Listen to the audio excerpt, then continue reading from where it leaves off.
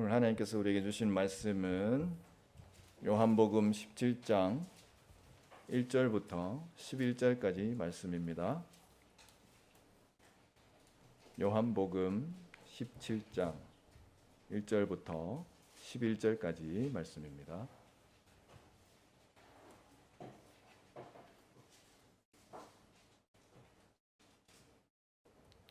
찾으신 줄 알고 제가 봉독해 드리겠습니다.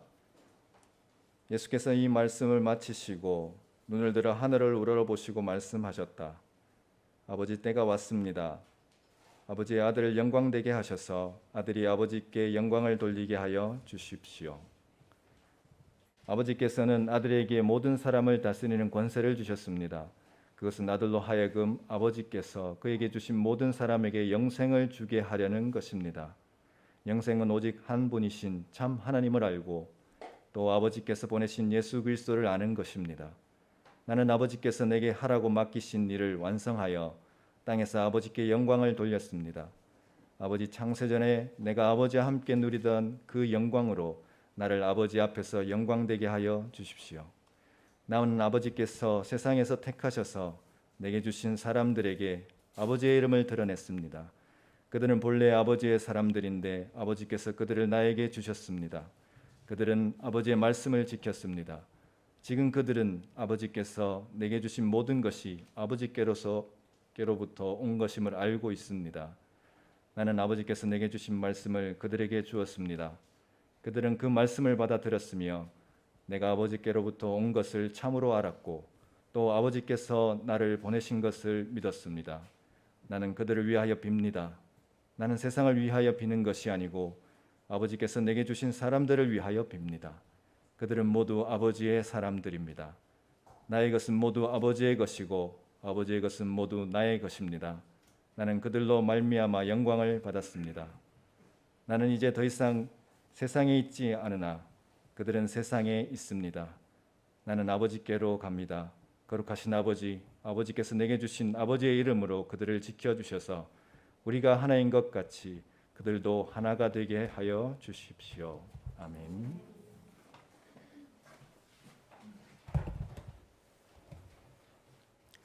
할렐루야.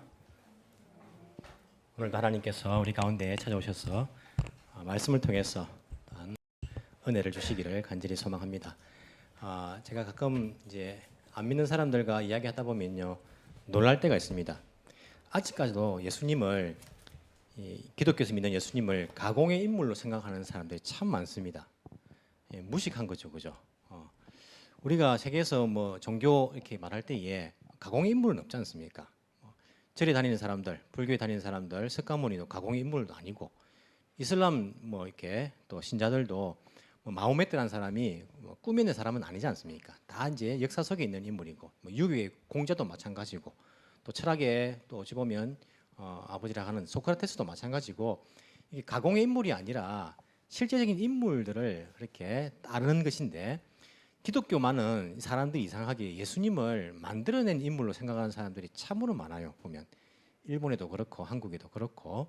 그래서 뭐 꾸미는 그런 인물, 신화 같은 인물을 왜 믿느냐, 이렇게 이제 뭐 무식한 이야기들을 하는 사람들이 있죠. 예수님은 꾸미는 인물이 아니라 역사 속의 인물입니다. 오늘 요한복음을 적은 요한도 마찬가지고 예수님의 제자들도 다 실존 인물인 것을 알 수 있습니다. 우리 세계 4대 성인이라 이렇게 말하는데 예수님도 거기에 이제 사람들이 이제 포함을 시키죠.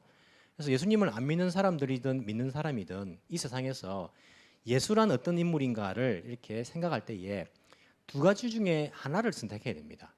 성인으로 이렇게 보면 안 됩니다.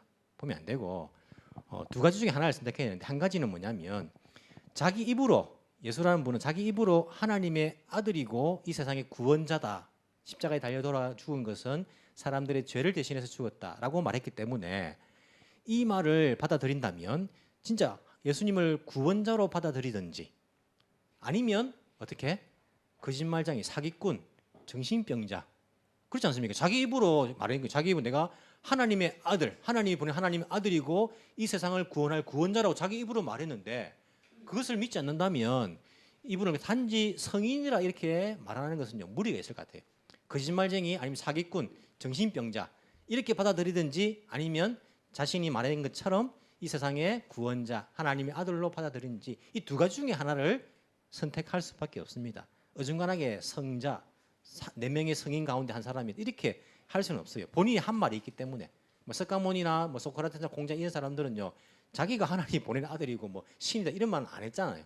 그래서 성자라 이렇게 세상 사람들이 말할 수는 있을지 모르지만은 예수님만은요 이 세상 사람들이 누구나 다 두 가지 중에 하나를 선택해야 됩니다. 하나님이 보내신 구원자이든지 아니면 거짓말쟁이, 사기꾼, 정신병자든지 선택할 수밖에 없다는 것들을 알 수 있죠. 그런데 더 무식하게 예수님을 시존 인물이 아니다 생각하는 것은요 우리가 더 이야기를 할 수가 없는 그런 문제인 것 같습니다. 요한복음을 기록한 요한도요 실제적인 인물입니다. 예수님의 제자였죠. 그가 예수님의 제자로서 복음서를 기록하고 있는 것을 볼 수 있습니다. 우리가 요한복음을 계속해서 지금 보고 있는데 요한복음은 복음서 가운데 가장 늦게 기록된 복음서입니다. 그래서 요한은 이미 마태가 기록한 마태의 복음서, 마가가 기록한 마가의 복음서, 누가가 기록한 누가의 복음서가 어떤 것인지를 아는 그 지식 가운데에 요한복음을 기록했다라고 우리가 생각할 수 있습니다. 그래서 요한이 다른 복음서 세 권이나 있는데 또다시 복음서를 기록하려고 했던 그 의도가 무엇인가를 우리가 한번 생각해 보면 요한복음서 가운데서도 어떤 내용들이 참 요한이 우리에게 말하고자 하였는가를 더 깊이 생각할 수 있습니다. 보십시오. 요한복음은요 1장부터 21장까지 있죠, 그죠? 예, 여러분 이것은 알 필요 없습니다. 여러분 구원받는데 전혀 상관없습니다. 요한복음 몇 장까지 있습니까? 찾아보면 됩니다. 모르면 성경 펼쳐보면 다 나오니까 그거 외울 필요는 없습니다. 근데 이제 자꾸 읽다 보면 이제 저절로 외워지는 거죠.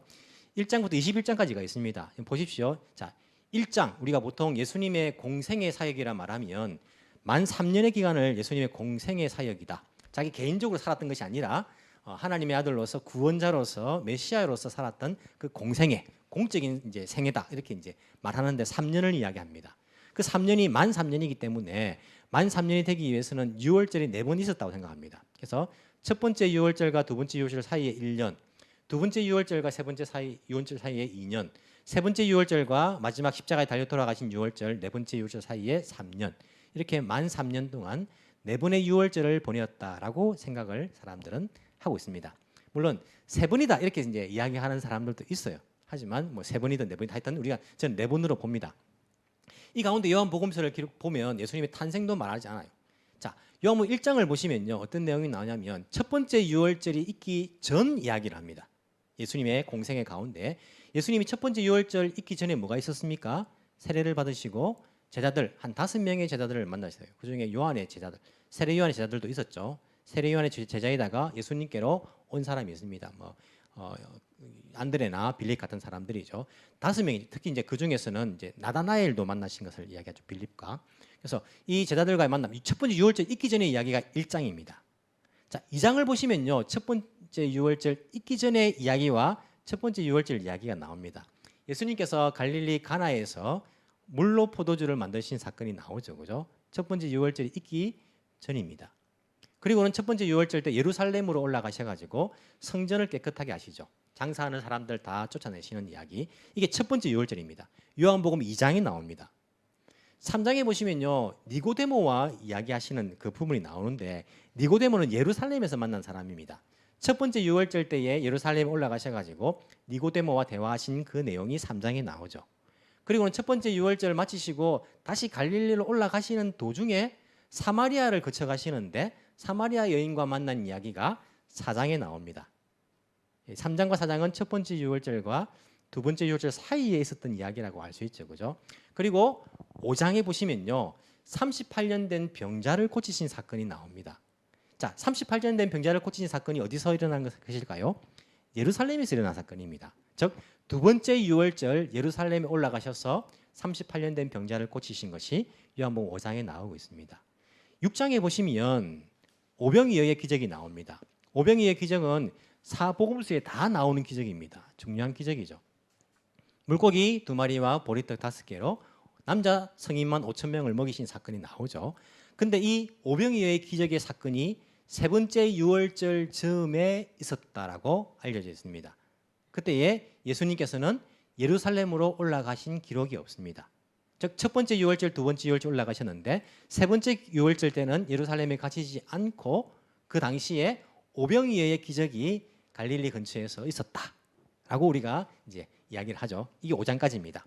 6장까지입니다. 6장에 보면 세 번째 이제 6월절 즈음에 오병이의 기적이 나오죠. 7장에 가 보시면 또 다른 맞절이 축제가 나옵니다. 그것이 초막절이라고 나옵니다. 초막절이니까 세 번째 6월절은 지나가 버렸습니다. 마지막 6월절 사이에 초막절은요. 6월절 한 6개월 전에 있는 것이 초막절입니다. 즉 7장에서 예수님은 십자가에 달려 돌아가시기 6개월 전쯤 되었다라는 것을 우리가 알 수가 있습니다. 그리고는요 10장에 넘어가면 수전절이라는 게 나옵니다. 성전을 깨끗하게 하는 수전절, 봉헌절이죠. 성전 봉헌절이라 말하는데 성전 봉헌절은요 지금 우리가 지키는 크리스마스와 비슷한 시기입니다. 즉 6월절 있기 전 3개월 전입니다. 그래서 7장부터 10장까지가 그 마지막 6개월 전에서 3개월 전까지 이야기고 10장에서부터 이제 예수님 십자가에 달려 돌아가시는 6월절 마지막 3개월 전이라는 것을 알 수 있죠. 자, 12장으로 넘어가시면 예수님께서 마지막 6월절이 가까이 왔다라는 것을 이제 이야기합니다. 예루살렘으로 나귀를 타시고 입성하시죠. 자, 여기서부터는요. 12장부터는 이제 마지막 6월절 거의 이제 일주일 상관의 이야기입니다. 12장부터 13장, 14장, 15장, 16장이 예수님께 십자가에 달려 돌아가시기 하루 전날 6월절 예비일 아닙니까? 하루 전날 있었던 가르치심이 13, 14, 15, 16장 4장이나 되는 거예요. 17장 오늘 읽은 이 예수님의 기도까지 바로 하루 전날 있었던 이 사건이죠. 18장, 19장 잡히시고 심판받으시고 십자가에 달리는 것. 이게 밤 사이에 새벽까지 일어난 이야기. 그리고는 20장, 21장 부활하시고 제자들을 만나신 사건이에요. 즉 요한복음의 절반가량은요. 예수님의 3년을 이야기하고 절반가량은 예수님의 일주일을 이야기하고 있는 거예요. 자, 요한이 무엇을 이야기하고자 했다는 것을 우리가 대충 알 수 있죠. 그죠? 자, 절반 가운데서도 대부분의 양을 차지하는 것이 예수님의 십자가 달리기 마지막 밤, 전날 밤에 가르치셨던 그 가르침과 이 기도가 대부분의 내용을 차지하고 있다는 것을 알 수 있습니다. 요한이 무엇을 말하고 싶었는가? 물론 성경은 다 중요하지만은 요한복음에서 특별히 예수님께서 마지막으로 잡히시기 전날 밤에 가르쳤던 그 내용과 이 기도를 포함해서 이것이 요한의 마음속에 있지 않았을까? 왜냐하면 이 내용은 다른 복음서에 기록되지 않기 때문입니다. 그래서 우리가 읽었던 이 예수님의 마지막 가르치심을 계속 보고 있었고 오늘 기도를 보고 있는데 이 내용이 많은 사람들이 요한복음 읽으면서 대충 넘어가는 부분들입니다. 왜 그렇습니까? 재미가 없어요. 어려워요. 여러분 성경 이야기도요. 다윗과 골리앗 이야기하면요. 재밌지 않습니까? 사건 중심은요. 재밌어요. 야, 어린 다윗이 물맷돌을 가지고 탁 쳤는데 골리앗 이마에 탁 박혀버려 가지고 그 거인 넘어가지고 야, 우리도 이런 믿음을 가지고 나가면 됩니다. 이거 얼마나 재밌어요. 그죠? 우리가 TV도요. 뉴스 사건이 재밌지. 뭐 이렇게 토론하고 뭐 이렇게 그런 보면 재미없잖아요. 예수님의 강화, 예수님의 가르치심, 설교 이 부분을 보면 이제 이야기 산문이니까 재미가 없어요. 그리고 어려워요. 오늘 기도의 내용들도 마찬가지고 그래서 많은 사람들이 요한이 정말 중요하게 생각하는 이 부분을요 그냥 넘어가 버려요. 설교도 많이 하지 않아요. 이 부분을요.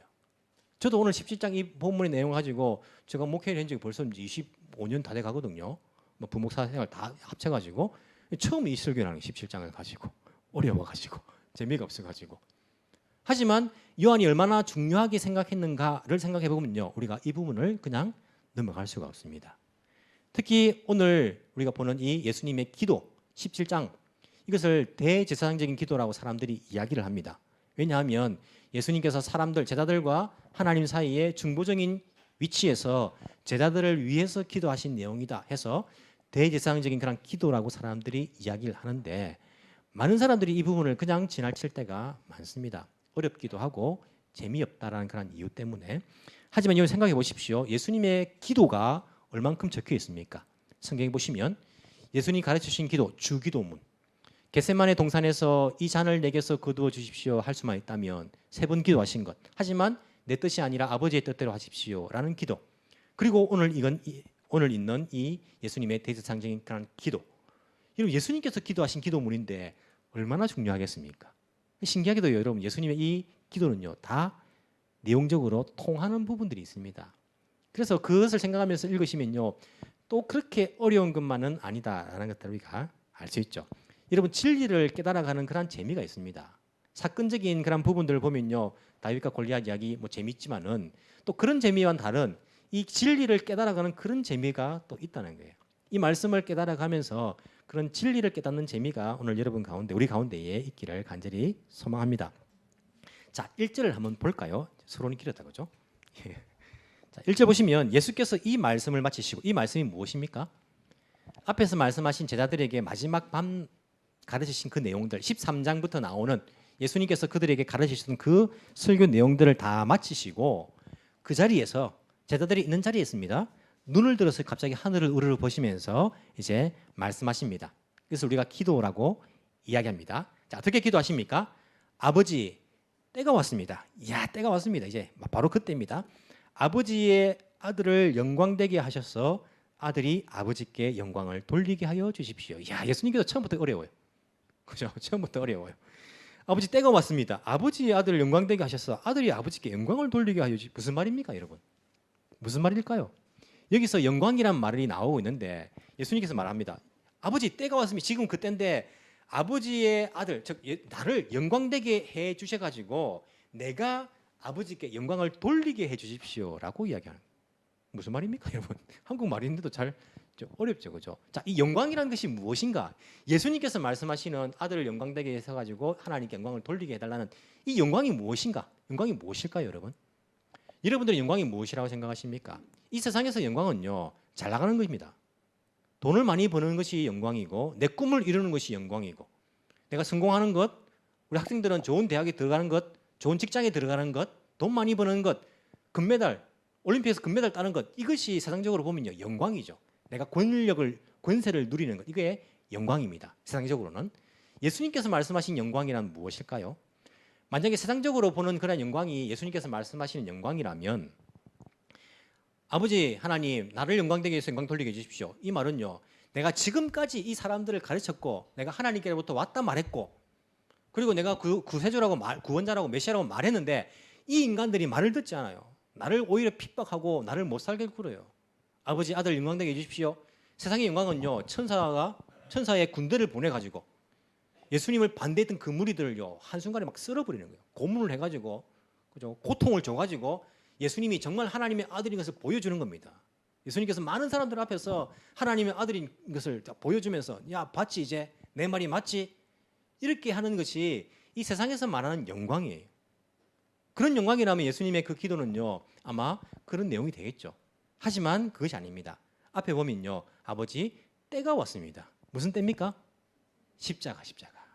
십자가 질 때가 왔으니까 그 십자가를 내가 질 수 있도록 해주십시오. 십자가를 짐으로써 아버지께 영광되게 해주십시오. 예수님께서 말씀하시는 영광은요, 십자가입니다. 십자가가 영광인 거예요. 왜 십자가가 영광이죠, 여러분? 여러분, 십자가 그 고통이 영광입니까? 여러분들에게 십자가 영광입니까? 예수님께서 이들도 아버지의 영광을 주십시오. 그래서 이들도 아버지께 영광을 돌리게 해주십시오라고 기도한다면 십자가를 말씀하시는 것 아닙니까? 여러분에게 그것이 영광입니까? 예수님께서는 그것이 왜 영광입니까? 2절, 아버지께서 아들에게 모든 사람을 다스리는 권세를 주셨습니다. 그것은 아들로 하여금 아버지께서 그에게 주신 모든 사람에게 영생을 주게 하려는 것입니다. 자, 하나님 아버지께서 아들 예수님께 모든 사람을 다스리는 권세를 주셨어요. 이 세상의 권세라면요, 사람을 눌리고 군림하는 것이 권세인데 예수님의 그 권세는 무엇입니까? 아들로 하여금 아버지께서 주신 모든 사람에게 영생을 주게 하는 것. 여러분, 십자가가 왜 영광이냐면 그 십자가가 많은 사람들에게 영생을 주는 것이기 때문에 그게 영광이에요. 그런데 그 영광은요, 영생은요, 3절, 영생은 오직 한 분이신 참 하나님을 알고 또 아버지께서 보내신 예수 그리스도를 아는 것입니다. 제자들이 듣고 있으니까, 그죠? 예수님께서 말씀하신 것이죠. 그러니까 자기를 예수 그리스도를 아는 것이다 이렇게 말합니다. 나를 아는 것이다 말하지 않고 예수 그리스도를 아는 것이다 라고 그렇게 이야기합니다. 유대인들은 하나님 아버지를 자기들이 안다라고 착각했습니다. 누구보다 잘 안다고 생각했어요. 그래서 전문가들을 뽑아가지고 하나님의 율법, 하나님을 아는 일에 딴 거 하지 말고 그게 직업이에요. 그냥 하나님을 연구하는 것이 직업입니다. 그렇게 하나님을 잘 안다라고 생각했지만은 사실은 그들은 하나님을 알지 못했습니다. 하나님을 알기 위해서는 예수님이 하나님으로부터 보냄받은 사람이고 예수님을 통하여서 하나님이 어떤 마음을 가지고 있고 어떤 마음을 율법을 주셨고 하나님이 어떤 분이신가를 예수님을 통해서 아는 것이 진정 하나님을 아는 것인데, 유대인들은 예수님도 받아들이지 않았고 예수님을 통한 그 하나님도 받아들이지 않았기 때문에 그들에게는 영생이 없는 겁니다. 하나님에 대한 올바른 지식이 없기 때문에 이 백성들이 망하는 것입니다. 예수님께서 말씀하십니다. 영생이라는 것은 하나님을 아는 것이고 또 그가 보내신 나를 아는 것이다 라고 이야기하는 것이 다 연결되는 것이에요. 즉 그 영생은 하나님의 그 뜻, 하나님의 그 계획을 아는 것인데 그게 예수님을 통하여서 성취되는 거 아닙니까? 십자가를 통하여서. 그것이 영광이라는 거예요. 왜? 하나님께서 계획하신 것이 십자가를 통하여서 이루어지니까, 하나님의 뜻이 이루어지니까 그게 하나님의 영광 아닙니까? 그러니까 하나님의 그 계획이 십자가를 통해 영생을 주는 것인데 예수님을 통해 이루어지니까 그게 영광인 거예요. 여러분의 꿈이 이루어지는 것이 영광 아닙니까? 우리의 뜻이 이루어지는 것이 영광 아닙니까? 우리에게 이 땅에서 하나님께서 그 뜻이, 하나님의 계획이 이루어지는 것이 하나님의 영광이고 그 영광선상에 예수님의 십자가가 있으니까 나에게 영광을 내 십자가를 지도록 해주십시오. 그 영광 가운데. 그래서 그걸 통해서 하나님의 뜻이 이루어져서 하나님께 영광 돌리게 영생이 이루어지니까 그렇게 예수님께서 말씀하십니다. 그래서 사절에 보시면요, 나는 아버지께서 내게 하라고 맡기신 일을 완성하여 하나님의 뜻을 이룬 거 아닙니까? 땅에서 아버지께 영광을 돌렸습니다. 하나님의 뜻을 다 이루신 거예요. 하나님의 말씀을 다 전했고 하나님 아버지 어떤 분이신지를 사람들에게 분명히 말했습니다. 모든 것을 완성했습니다. 그렇기 때문에 이것이 바로 하나님 아버지께 영광을 돌리는 거예요. 5절 좀 어렵습니다. 아버지, 창세전에 내가 아버지와 함께 누리던 그 영광으로 나를 아버지 앞에서 영광되게 하여 주십시오. 이건 또 무슨 말입니까? 우리가 방금까지 영광, 십자가, 영생까지 연결했는데, 완성까지 연결했는데 갑자기 5절에서는요, 창세전에 내가 아버지와 함께 누리던 그 영광. 예수님께서 창세전에 아버지와 함께 누리던 그 영광이 또 무슨 영광입니까? 십자가입니까? 이건 이 땅에 태어나기 전에 창세전에 성부와 함께 누리던 성자의 영광이 어떤 영광일까요? 그 영광으로 나를 아버지 앞에서 영광되게 하여 주십시오. 보십시오. 그 영광이라는 것이 창세전에는요, 성부와 성자는요 일치되었습니다. 모든 것이 일치입니다. 뜻도 일치고 계획도 일치고 마음도 일치고 무소부재 전지전능 다 일치입니다.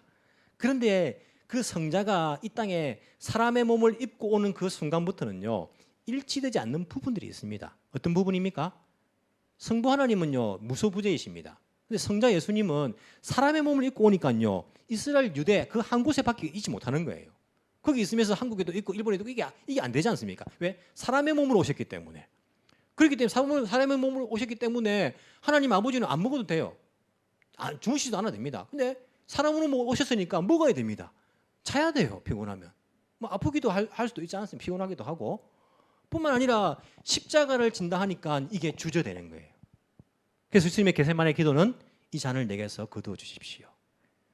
이 땅에 사람으로 왔기 때문에 창세전에 완벽한 일치, 하나님의 뜻과 계획과 모든 것이 일치했던 그 영광, 함께 그 누리던 영광이 사람으로 왔기 때문에 조금 어긋나는 부분이지 않습니까?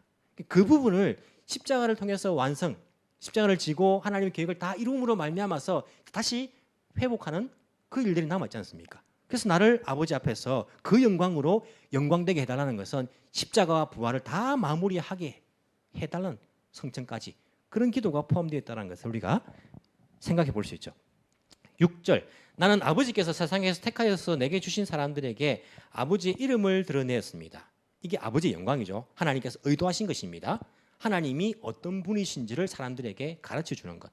잘못 알고 있는 하나님에 잘못 알고 있는 사람들에게 진정한 하나님의 이름을 드러내고 그들은 본래 아버지의 사람들인데 아버지께서 그들을 나에게 주셨습니다. 그들은 아버지의 말씀을 지켰습니다. 이게 하나님의 뜻이에요. 하나님께서 예수님을 통해서 하나님 말씀을 가르치시고 그들이 그 말씀을 지키는 것이 하나님 뜻 아닙니까? 그것이 이루어진 것을 계속 말씀하십니다. 그래서 7절 지금 그들은 제자들이죠. 제자들이 그 자리에 있으니까 아버지께서 내게 주신 모든 것이 아버지께로부터 온 것임을 알고 있는 거예요. 이분이 하나님의 아들이시고 이분을 통해서 아버지를 아는 것이고 이 모든 것이 다 하나님의 뜻대로 그대로 이루어졌다는 것을 하나님께 예수님께서 말씀하고 있는 것을 볼 수 있습니다. 8절 나는 아버지께서 내게 주신 말씀을 그들에게 주었습니다. 이게 바로 예수님의 영광이죠. 그들은 그 말씀을 받아들였으며 그 뜻대로 되었습니다. 내가 아버지께로부터 온 것을 참으로 알았고 또 아버지께서 나를 보내신 것을 믿었습니다. 이 완벽하지 않습니까? 유대인들은 그를 믿지 않았어요. 특히 종교 지도자들, 바리새인들은요. 예수님께서 하나님께서 보내신 사람이고 하나님께서 왔다는 것을 받아들이지 않았죠. 하나님의 뜻하고는 완전 상관없는 거예요. 하나님께서 영광을 받지 못합니다. 그들을 통해 가지고 하나님 뜻이 그들에게 이루어지지 않았기 때문에.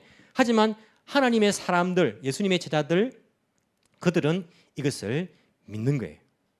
예수님이 하나님 아버지께서 보내셨다는 것을. 9절 나는 그들을 위하여 빕니다. 기도하시죠. 나는 세상을 위하여 비는 것이 아니고 이 세상 사람들, 하나님과 상관없는 이 세상을 위해 비는 것이 아닙니다. 아버지께서 내게 주신 사람들을 위하여 빕니다. 그들은 모두 아버지의 사람들입니다. 예수님의 제자들인데, 예수님이 제자들인데 내 제자들아 하지 않고 아니 아버지의 사람들입니다. 이 예수님과 하나님 성부와 성자의 그런 일치됨을 우리 계속해서 말씀하십니다. 10절도 마찬가지입니다. 나의 것은 모두 아버지의 것, 아버지 것은 모두 나의 것. 나는 그들로 말미암아 영광을 받았습니다. 왜냐하면 그들이 아버지의 말씀을 그대로 다 따르고 믿었기 때문에, 아버지의 뜻이 이루어졌기 때문에 그대로 그들을 통해서 그 영광을 받게 된 것이죠. 11절 나는 이제 더 이상 세상에 있지 않으나, 이제 성천하시죠. 그들은 세상에 있습니다. 잠시 동안은. 나는 아버지께로 갑니다. 성부에게. 거룩하신 아버지, 아버지께서 내게 주신 아버지의 이름으로 그들을 지켜주셔서 우리가 하나인 것 같이 그들도 하나가 되게 하여 주십시오. 제가 11절에서 사실은요 굉장히 고민을 많이 했습니다. 11절에서 진도가 안 나는 거예요. 그래서 주중에 계속 이 11절 가지고 고민을 많이 했습니다. 예수님께서 지금까지 하나님의 영광, 그러니까 하나님의 뜻이 이루어지는 것 영광 아닙니까? 그래서 십자가 지는 것 말씀하셨고, 그 하나님의 그 영광이 이제 드러나는 것, 그 뜻이 이루어지는 것, 그 제자들을 통해서 그것을 다 말씀하셨어요. 십자가를 통해 영생을 주는 것, 이것을 계속 말씀하셨죠. 11절에서 갑자기 우리가 하나인 것 같이 그들도 하나가 되게 하여 주십시오 라는 것이 이해가 되지 않는 거예요. 여러분 이해되십니까? 아니 이런 나가래 가운데에 물론 뭐 하나가 되는 거 중요하죠. 그리고 다른 성경에서도 우리가 서로 성령으로 하나 되는 것을 강조하죠. 중요하죠. 그러니까 그렇게 기도할 수 있는 거 아닌가 예수님께서. 물론 그렇게 기도할 수 있죠. 있습니다. 여러분 우리 에덴교회가 하나가 돼야죠. 우리가 하나가 돼야지 50주년 기념 뭐 사업들도 할 수 있고, 여기 마음이 다 흩어져 버리면 뭐 이렇게 일도 할 수 없잖아요. 하나가 되는 게 중요합니다. 하지만 예수님의 기도에 나가래가 있잖아요. 나가래가 흐름 있지 않습니까? 이 흐름 가운데에 이 하나가 되는 것은 갑자기 튀어나온 것처럼 저한테 느껴지는 거예요. 왜 갑자기 이 기도를 하실까? 그들로 하나가 되어 달라는 왜 이 기도를 왜 하실까? 예를 들어서 우리가 만약 코끼리에 대한 연구를 하는데, 이런 코끼리에 대해서 연구하다 보면요, 뭐 아주 세세한 부분까지 세포를 떼내 가지고 코끼리의 세포가 어떠한지를 막 보고, 발톱을 잘라 가지고 이 발톱은 또 뭘로 되어 있는지 피부 조직을 떼내 가지고 막 조사할 수 있어요. 근데 너무 자세한 것, 구체적인 것을 조사하다 보니까 이게 코끼리 건지 사자 건지 사람 건지를 그냥 잊어버렸어요. 그냥 세포만 연구하고 있고 피부만 연구하고 있어요. 그럼 됩니까 안 됩니까? 안 되죠, 그죠? 적어도 이게 전체적으로 코끼리에 관한 연구인데 코끼리의 세포고 코끼리의 뭐 이걸 알아야죠. 우리 예수님이 그 기도에 대해서 이게 보고 있는데, 전체적인 예수님 이 기도가 무엇을 위한 기도인가, 그 흐름, 그것을 보고 한 절 한 절을 봐야지 한 절 한 절 다 떼가지고 다 다르게 해석하면 됩니까? 좋은 말이라 해가지고. 물론 그렇게 할 수는 있죠. 할 수 있지만은 예수님 전체적인 이 흐름 가운데에 어떤 말씀을 하시는데 그 가운데에 이 하나가 되는 것이 있는 것인가를 보고 싶은 거예요. 저는 대부분 모든 책들이 다 그랬어요. 제가 이게 고민이 돼가지고 책도 찾아보고 인터넷 뒤져보고 찾아봤는데 다 그냥 우리가 하나 되는 것을 이야기하더라고요. 왜 그 기도를 하셨는지에 대한 그런 이유는 기록된 곳이 없었습니다. 고민되었죠. 계속 기도했습니다. 하나님 여기서 왜 예수님께서 갑자기 하나 되는 것을 기도하셨습니까? 그러면서 또 진짜 우리가 하나가 될 수 있습니까? 막 이런 내용까지 막 이렇게 고민되는 거예요. 우리 하나 될 수 있을까요? 우리가 뭐 10년, 20년 산 부부도 하나 안 되는데, 그렇지 않습니까? 부부가 하나 되기 얼마나 힘듭니까? 지금도 이해가 안 되는 부분 많지 않습니까? 도저히 이해가 안 되지만은 그냥 참고 사는 거죠. 여자분들, 남자들이 이해가 됩니까? 이거 뭐 화성에서 온, 뭐 금성에서 온 다른 별에서 왔으니까 우리는 다 달라요. 생각하는 게. 아니, 부부가 하나 되는 것도 힘든데 남들이 만나가지고 우리가 하나 되는 것이 이게 가하긴 하는가? 어떻게 하나가 되는가? 이런 고민까지 막 들더라고요. 그런데 성령께서 제게 말씀하시는데 이게 하나가 되는 것이 우리가 하나 되는 것, 물론 그것도 이야기할 수 있겠지만은 이 하나가 되는 것은 잘 읽어보시면 우리가 하나 되는 것보다는 더 큰 의미가 있다는 것을 깨달을 수가 있습니다. 11절 뒤에 보십시오. 아버지께서 우리가 하나인 것 같이 그들도 하나가 되게 하여 주십시오. 성부와 성자가 하나인 것처럼 그들도 하나가 되게 해달라는 그런 기도를 하고 있습니다. 근데 하나가 되게 해달라는 그 기도가 여기만 나오는 것이 아니라 뒤에도 보시면 나옵니다. 21절 넘어가 보십시오. 읽지는 않았지만은 21절 아버지께서 내 안에 계시고 내가 아버지 안에 있는 것 같이, 즉 성부가 성자 안에, 성자가 성부 안에 있는 것처럼 그들도 하나가 되어서 우리 안에 있게 하여 주십시오. 자, 여기서 그들도 하나가 되는 것 무엇을 의미할까요? 우리가 그냥 하나 되는 것 말할까요? 만약에 우리가 하나 되는 것 말한다면 앞에 있는 말이 필요가 없습니다. 뭐 필요 없다는 게 좀 너무한데, 성부가 성자 안에 있는 것, 성자가 성부 안에 있는 것처럼 그들도 하나가 되게 해 주십시오. 그래서 우리 안에 있게 해 주십시오. 무슨 말입니까? 성부가 성자 안에, 성자가 성부 안에 있는 것처럼 우리도, 저들도 하나님 안에 있게 해달라는 거잖아요. 이 말이. 그래서 우리가 하나님과 예수님과 하나가 되게 해달라는 거잖아요. 이 말은, 이 흐름을 보면, 이 문맥을 보면, 그래서 이 하나가 된다는 것은 우리가 하나인 것처럼 저들도 우리와 하나가 되게 해달라는 예수님의 기도가 아닐까라는 생각을 합니다. 21절 뒤에 보시면 그래서 아버지께서 나를 보내셨다는 것을 세상이 믿게 하여 주십시오. 우리가 예수님과 하나 되지 않으면요, 어떻게 우리를 통해서 세상이 예수님은 하나님의 아들인 것을 알 수가 있습니까? 우리만 하나 된다면 그걸 통해서, 우리만 하나 된다 생각하면요, 이 세상의 모임이 하나 된 게 훨씬 많습니다. 안 그렇습니까? 예수 안 믿는 모임 가운데요, 뭐 서로 술 먹고 우리 해보자 막 이런 모임들, 같이 운동하고 하나 된 모임들 많아요. 여기 목숨 걸고요, 같이 운동하는 모임이나 뭐 여러 가지 그런 그룹들, 뭐 아니면 조폭들, 훨씬 더 하나 된 그룹이 많습니다. 하지만 우리가 이 하나 된다는 이 의미가 아니라 우리가 예수님과 하나 되지 않으면 우리를 통해서 세상이 아버지를, 예수님을 통해서 아버지를 볼 수가 없다는 것을 알 수 있어요. 22절 나는 아버지께서 내게 주신 영광을 그들에게 제자들에게 준 거예요. 그 영광을. 그것은 우리가 하나인 것 같이 그들도 하나가 되게 하는 것입니다. 자, 예수님께서 제자들에게 영광을 주십니다. 그 영광이 무엇입니까? 이 땅에 성공하는 것입니까? 아니죠. 그 영광은 뭐라 했습니까? 하나님의 뜻이 이루어지는 것이 영광이에요. 예수님에게서는 십자가고 영생을 주시는 것이고, 그 하나님의 뜻이 이 땅에 이루어지는 것이 영광인데 그 영광을 제자들에게 주셨다는 거예요. 그러면 제자들이 그 영광이 무엇입니까? 그 제자들이 하나님의 뜻을 이루는 것이 그들에게 영광이란 말이에요. 이것을 위해서 바로 우리가 하나인 것처럼 그들도 우리와 하나, 그들의 그 영광이 하나인 거예요. 우리의 꿈도 하나이고 우리의 비전도 하나이고 우리의 소망도 하나이고 우리 사명도 하나이고 우리가 다 하나인 거예요. 예수님과 똑같은 것입니다. 우리가 소망하는 것이. 23절 내가 그들 안에 있고 아버지께서 내 안에 계신 것은 그들이 완전히 하나가 되게 하는 것입니다. 자, 내가 그들 안에, 예수님께서 제자들 안에 있습니다. 아버지께서, 이제 성부께서는 성자 안에 있는 거예요. 제자 안에 예수님이 있고 예수님 안에 성부가 있으신 것은 그들이 완전히 하나 되게, 누구와? 예수님과 하나님과 완전히 하나 되게 하기 위해서 예수님께서 그들 안에 있다라고 말씀하시지 않습니까? 그것은 또 아버지께서 나를 보내셨다는 것과 아버지께서 나를 사랑하신 것 같이 그들도 사랑하셨다는 것을 세상이 알게 하려는 것입니다. 예수님께서, 성부께서 우리 속에 있어서 하나가 된 것은 우리를 통해 가지고 이 세상이 하나님을, 예수님을 알게 하기 위하여 그렇게 하셨다라고 이야기하고 있는 거예요. 이게 제자들만 해당하는 것이 아닙니다. 20절 보십시오. 나는 이 사람들을 위해서만 비는 것이 아니고 이 사람들의 말을 듣고 나를 믿는 사람들, 누굽니까? 우리지 않습니까? 이 제자들의 말을 듣고 예수님을 믿는 사람들, 그 이후의 사람들 아닙니까? 를 위해서도 빕니다. 예수님께서 비는 것이 무엇이냐면 키가 영광이고 하나됨입니다.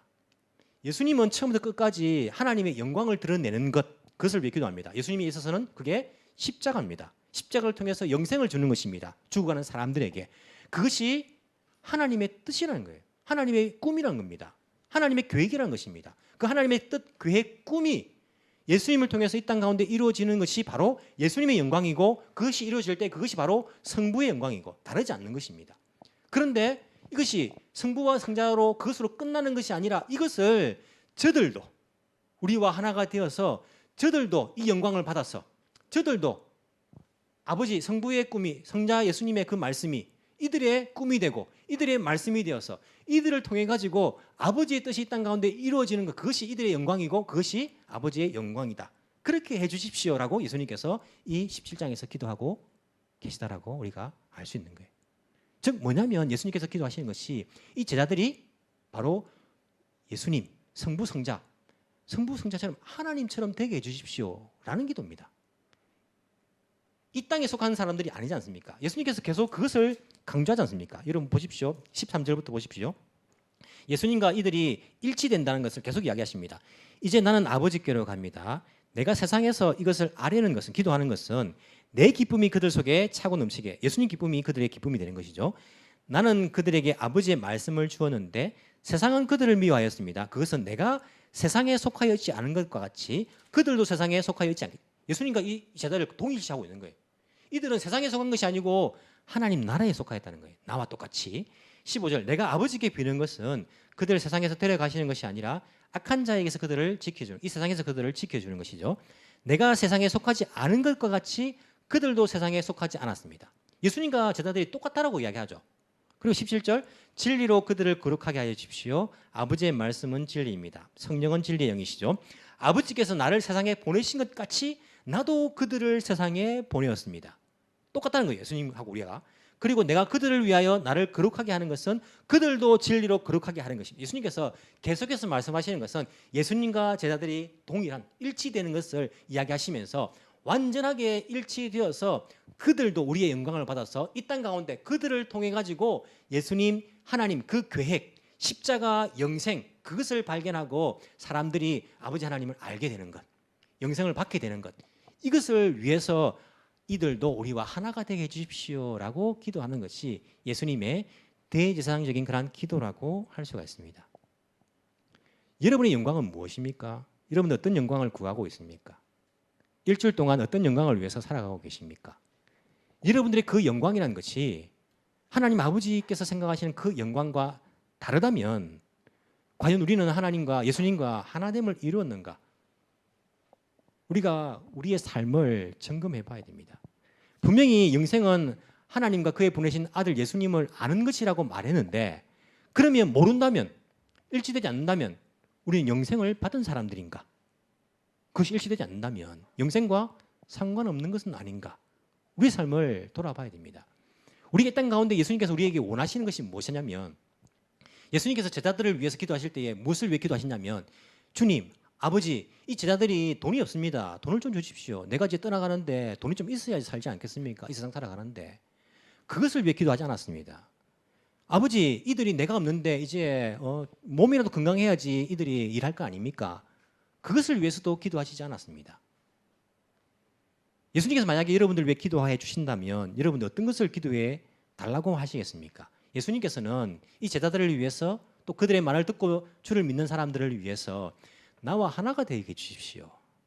나와 하나가 되게 해주십시오. 나의 영광이 이들의 영광이고 나의 꿈이 이들의 꿈이고 나의 삶이 이들의 삶이 되게 해주시고 이게 하나가 되게 해달라는 것을 예수님께서 이들을 위해서 우리를 위해서 기도하고 있다는 것들을 알 수 있습니다. 여러분 주기도문을 한번 생각해 보십시오.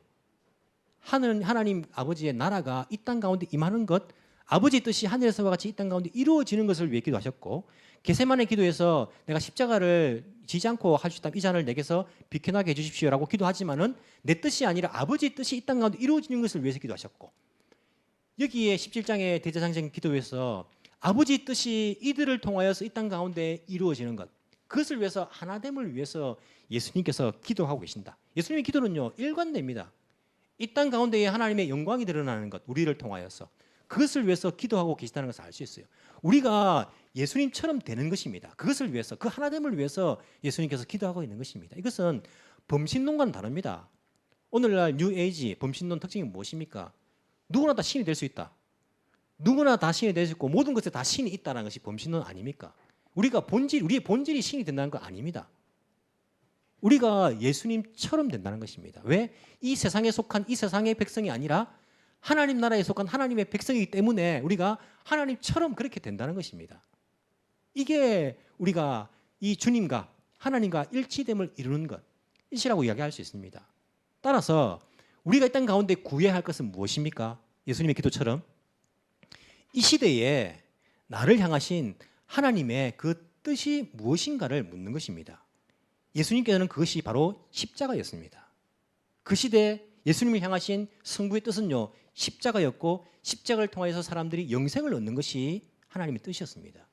오늘 이 시대에 나를 향하신 하나님의 그 뜻이 무엇인가, 그 영광이 무엇인가를 내가 묻는 것이 우리의 가장 중요한 기도가 되어야 됩니다. 하나님, 나에게 무엇을 원하십니까? 하나님, 내가 어떤 가치관을 가지고 살아가시기를 원합니까? 내가 어떻게 행동하기를 원하시고 내가 어떻게 살기를 원하십니까? 그것을 묻는 것이 우리의 가장 중요한 기도가 되어야 됩니다.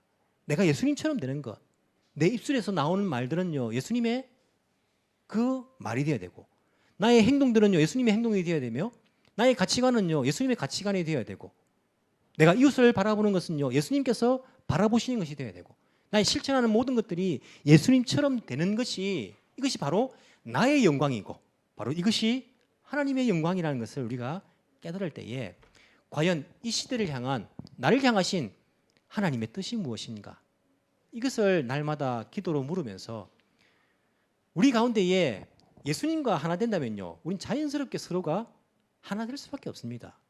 예수님을 닮은 사람들이 모인 공동체는요, 그것은 당연히 하나가 될 거예요. 하지만 이 시대에 눈에 보이는 이 교회는요, 제가 보기 하나가 될 수가 없습니다. 왜냐하면 예수님과 하나됨을 이루지 못한, 그것에 관심이 없는 사람들도 섞여 있기 때문에, 눈에 보이지 않는 교회가 진정한 하나님의 교회라고 그렇게 이야기하지 않습니까? 눈에 보이는 교회는요, 그것을 이룰 수가 없을지 모르지만은요, 하나님, 예수님을 닮은 사람들, 그 사람들이 이 자리에 채워져 간다면 우리가 눈에 보이는 그런 하나됨도 당연히 이루어질 것이다라고 저는 믿고 있습니다. 이 시대를 향한, 여러분들을 향한 그 하나님의 그 영광, 하나님의 뜻을 물어보면서 그것이 이 땅 가운데 이루어지기를 위해서 기도하고 살아갈 수 있는 저와 여러분이 되기를 간절히 소망합니다. 기도드리겠습니다.